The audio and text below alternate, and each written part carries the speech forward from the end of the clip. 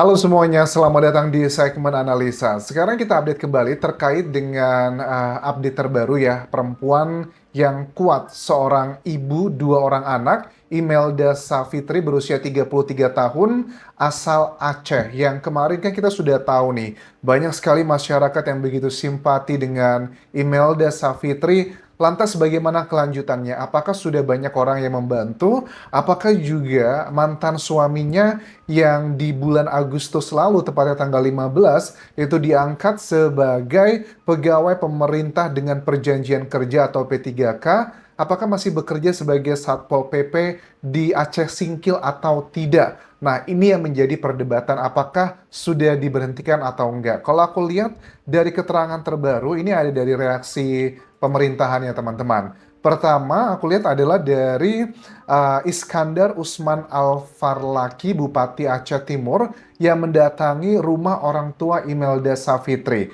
Kalau aku lihat sih obrolannya aku tidak begitu mengerti ya dengan bahasa daerah, cuman ngobrol tentang hal-hal yang simple, kegiatan dan sebagainya. Yang mencuri perhatian masyarakat itu ternyata memang sebegitu sangat sederhana banget rumah orang tua dari Imelda Savitri.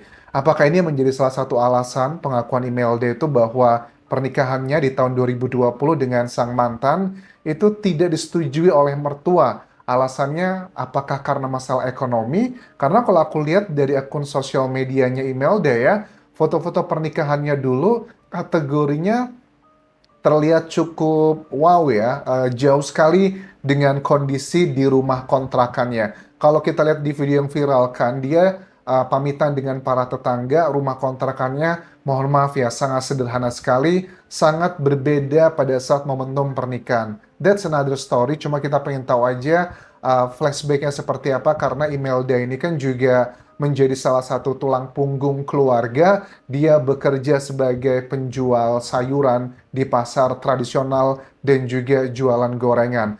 Terus bukankah di foto-foto pernikahan mereka, sang suami itu sudah memakai seragam? Nah, aku baru memahami nih, oh ternyata kan kalau di pemerintahan, apapun status kamu mau honorer, PNS, atau P3K, itu kan semuanya pada umumnya memakai seragam. Kalau aku tangkap di sini di tanggal 17 Agustus 2025, suaminya baru diangkat sebagai P3K, artinya selama pernikahan 5 tahun tersebut, memang suaminya bekerja paling utama adalah sebagai dugaannya Satpol PP, tetapi kategorinya adalah yang honorer. Apakah kalau honorer di Satpol PP itu gajinya sama seperti P3K? Karena kalau banyak kayak guru ya, guru-guru di Indonesia, sebagian besar sepertinya yang honorer itu kan gajinya boro-boro jutaan, paling juga mohon maaf banget, hanya beberapa ratus ribu rupiah, plus juga dibayarkan tidak tiap bulan, ada yang 3 bulan sekali, 6 bulan sekali. Itu adalah fenomena di dunia perguruan dan juga perawat pun ada yang honorer seperti itu. Apakah itu linear dengan Satpol PP? Please correct me if I'm wrong. Tetapi dengan diangkatnya status sebagai P3K, itu sudah apa ya, keuangannya akan jauh lebih meningkat karena gajinya pun ya relatively sudah hampir mirip lah dengan PNS. Oke, terus sekarang kelanjutannya bagaimana? Kalau kelanjutan terbaru ini sekarang aku sangat bahagia karena dari Imelda Savitri ini tuh mendapatkan banyak bantuan, ada dari pihak selebgram atau pengusaha Sela Saukia pun juga sepertinya akan membantu. Terus juga reaksi masyarakat, misalnya untuk Bupati Aceh Singkilnya, siapa ini? Pak Safriyadi Oyon, di sosial media itu banyak banget permintaan netizen yang intinya adalah bilang, tolong dong diberhentikan itu suami yang A, B, C, D yang kata-kata negatif. Salah satu poinnya begini, Pak, Satpol PP daerah Bapak ada yang menceraikan istrinya mentang-mentang lulus P3K. Masih P3K aja udah songong, apalagi jadi pejabat. Banyaklah, kurang lebih senada yang ada di akun Instagram dari Bupati Aceh Singkil ini. Nah, apakah menurut kalian fair gitu kalau seandainya suaminya juga mendapatkan konsekuensi seperti itu? Sebenarnya kita belum mengetahui permasalahan utamanya apa ya mereka berpisah, karena bagaimanapun juga perpisahan antara Imelda Savitri dengan suaminya itu kan sudah terjadi di tanggal 15 Agustus 2025 dengan sekarang kan bulan apa nih, Oktober ya. Jadi sudah Agustus, September, udah 2 bulan yang lalu. Tapi kan baru Savitri atau Imelda itu meninggalkan rumah kontrakan dan pamitan, dan kemudian videonya viral. Itu udah di luar kontrol manusia, kenapa bisa seperti itu. Menurut aku sih ini adalah fenomena sosial, karena yang dialami oleh Imelda Savitri itu juga banyak dialami sama perempuan-perempuan Indonesia di daerah yang suka tidak suka ini menjadi kayak kemarahan masyarakat. Yang membuat kita pengen tahu sekarang kelanjutannya seperti apa, coba kita update terlebih dulu adalah postingan terbaru dari Facebooknya Savitri AL Shop Aceh ya. Ini adalah akun resminya.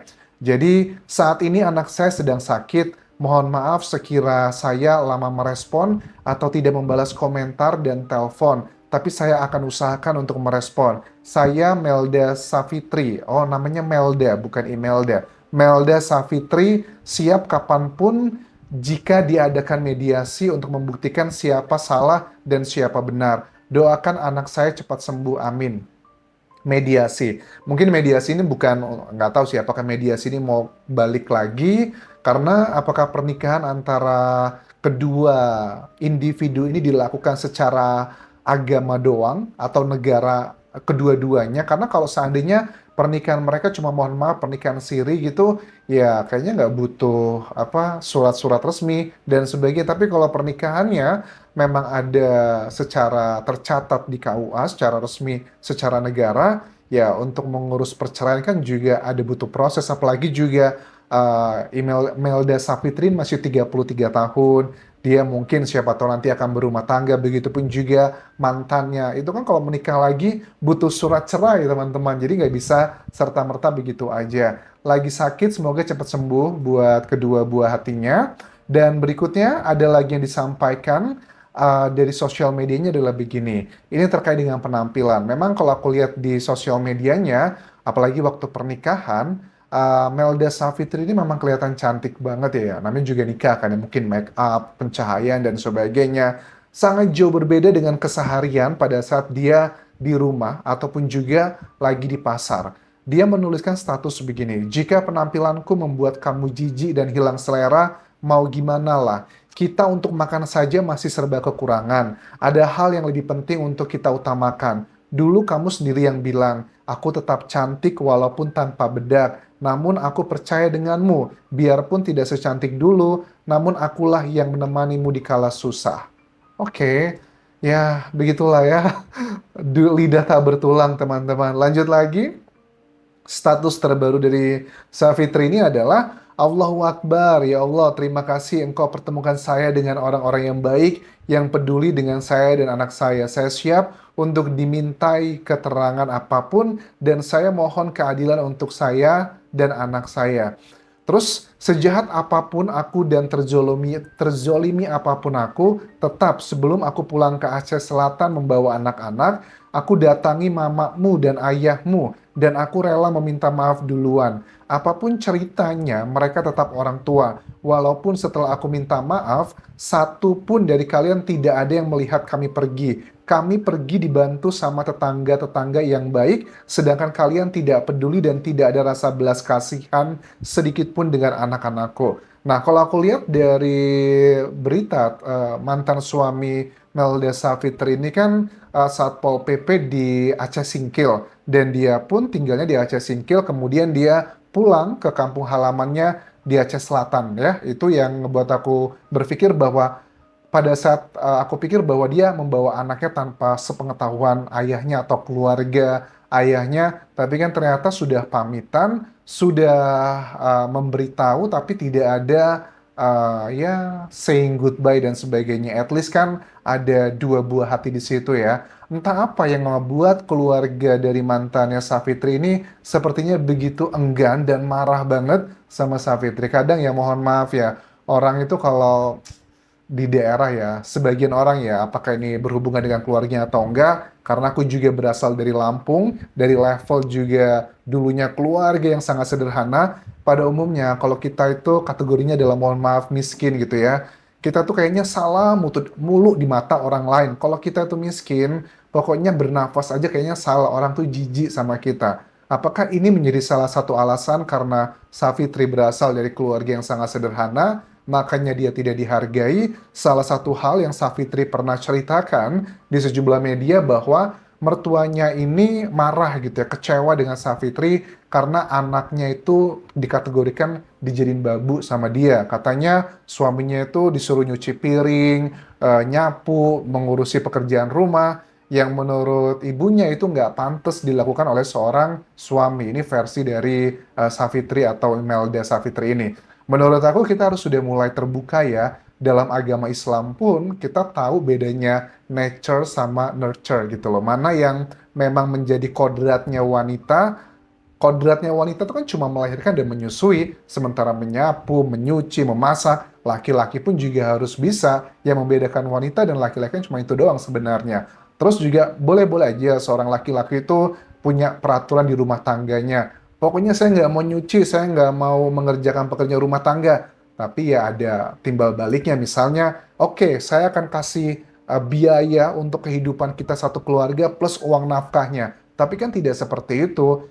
Fitri mengatakan bahwa untuk membeli baju seragam korprinya aja pada saat mau dilantik 17 Agustus 2025, dia pun harus rela dari jualan gorengan dan juga sayuran untuk beli tersebut. Yang menjadi pemicu kan dari perceraian mereka tersebut di tanggal 15 Agustus itu adalah sehari sebelumnya.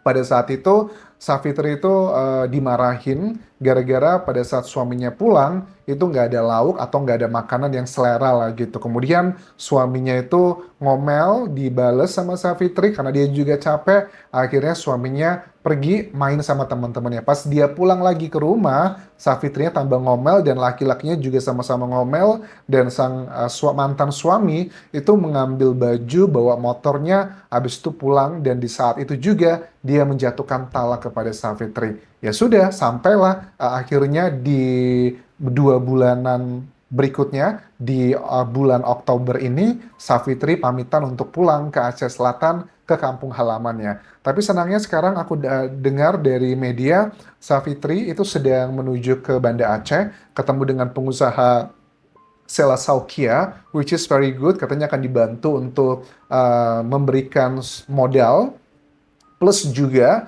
akan diberikan sambutan yang hangat. Aku sih berharap banget ya keviral ini bisa menjadi apa ya, batu loncatan untuk keluarganya bisa lebih tinggi. Tapi apakah suaminya harus dipecat atau enggak? Aku sih itu adalah hak dari BKD ya, Badan Kepegawaian Daerah. Kalau memang ada ditemukannya unsur pidana atau pelanggaran, ya ada konsekuensi. Tapi kalau ternyata tidak ada unsur pidana atau pelanggaran, ya menurut aku tidak fair kalau juga harus dipecat. Alangkah baiknya untuk pihak keluarga dari mantan suami mulai speak up ke media karena bagaimanapun juga harus ada penjelasan cover both side. Walaupun sudah kita bahas di video sebelumnya dari salah satu tetangga yang pro dengan keluarga dari mantan suami. Sementara itu dulu yang bisa aku update terkait dengan Melda Savitri ini. Semoga perjuangan berikutnya bisa lebih baik ya Mbak Melda, dan anaknya juga cepat sembuh karena katanya lagi sakit.